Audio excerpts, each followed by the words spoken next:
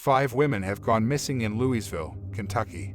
And I'm not about to be next. Click. Nothing. I frowned. God damn it. Where the fuck did I park my car? The empty parking garage loomed before me like a black abyss, threatening to swallow me whole. I shivered. I could have sworn I had parked my car, a red Honda Civic, in spot E51, but as I stood between E50 and E52 there was nothing. No car, certainly no red Honda Civic. But this wasn't possible. I had parked my car right next to the door leading to the elevators. I made sure of it. I had been running late for my interview earlier. A management position with a cutting-edge technology company specializing in genome manipulation.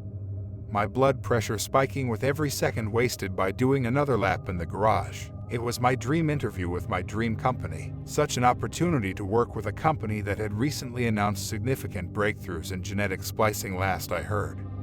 They were currently working on splicing together snake and pig DNA. Luckily, I spotted a Mercedes backing out of the very spot I needed. The very spot I stood in now. But no car. Maybe it was level 6, not level 5. I said to myself, sounding uncertain. That has to be it. But my gut twisted in response. I glanced around nervously. It was nearly 7 o'clock. Not too late, but long after everyone else had gone home. I hadn't intended on being here so late, but the interview had lasted hours. I checked my phone again. No service. Of fucking course. Lights flickered overhead as I gathered my laptop and Tom Brown bag. It matched my winter jacket, something I'd been so careful to coordinate when planning my interview outfit.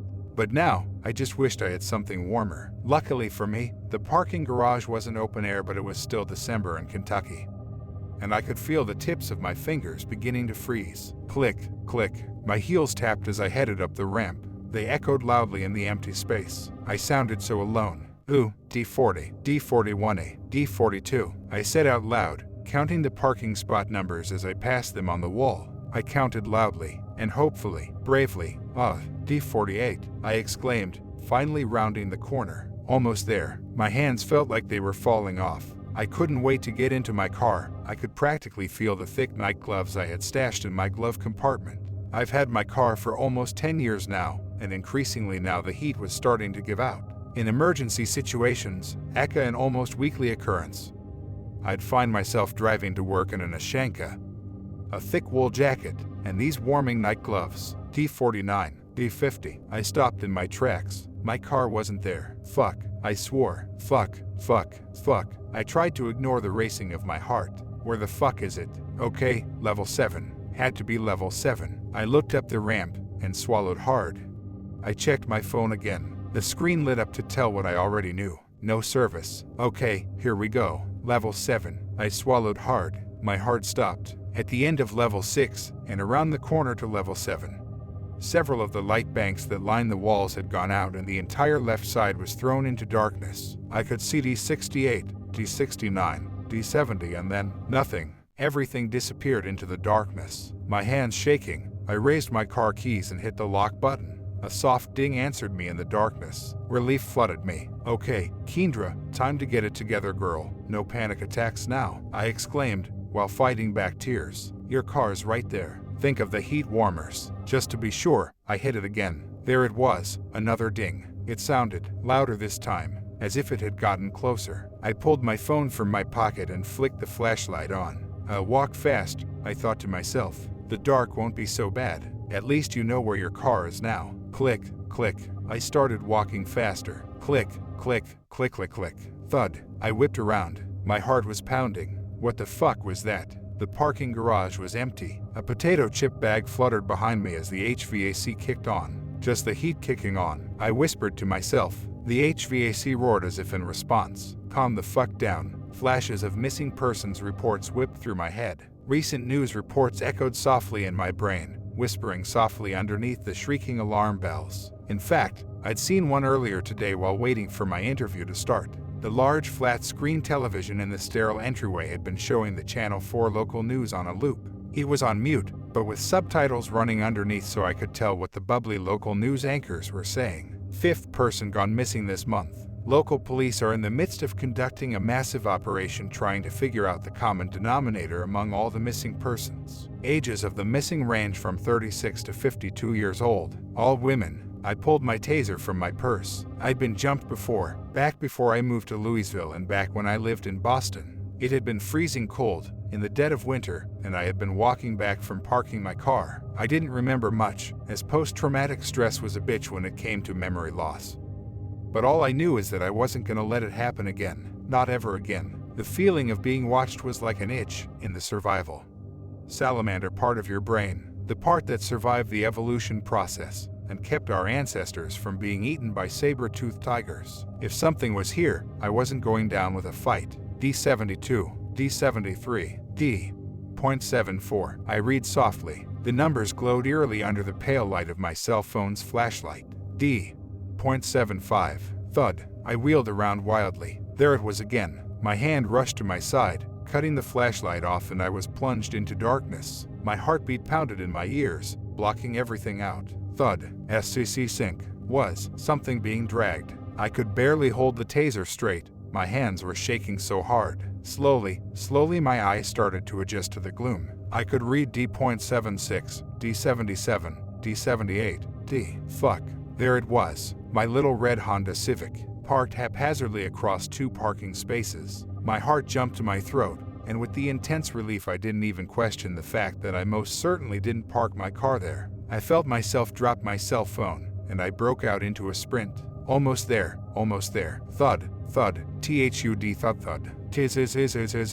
Okay. HEL. It was the janitor who made the 911 call. Miles Barker, a 70-year-old retired veteran, had been arriving for his 4 a.m. cleaning shift before the office was scheduled to open. He claims that his gut told him to make the call after spotting the abandoned red Honda Civic.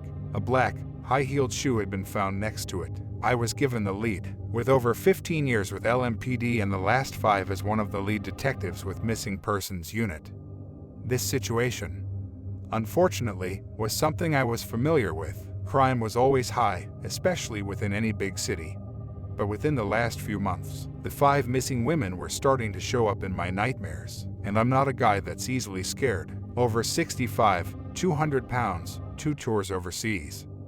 It takes a lot to put the spook in me, but the longer those pictures of the missing women stared at me from where they were pinned behind my desk, the worse my nightmares were getting. Detective Ramos. It was my new partner, Adam. He was recently assigned to me from narcotics, and after 2 months on the job was slowly improving. There's something you need to see. What is it, Adam? I asked, but I could already tell what it was. A cell phone, in a sealed evidence bag. Alarm bells started going off. Where did you find this? Heading up that way. He pointed upwards towards the roof level of the garage. Quickly, I pulled my walkie down on my shoulder and radioed in for backup.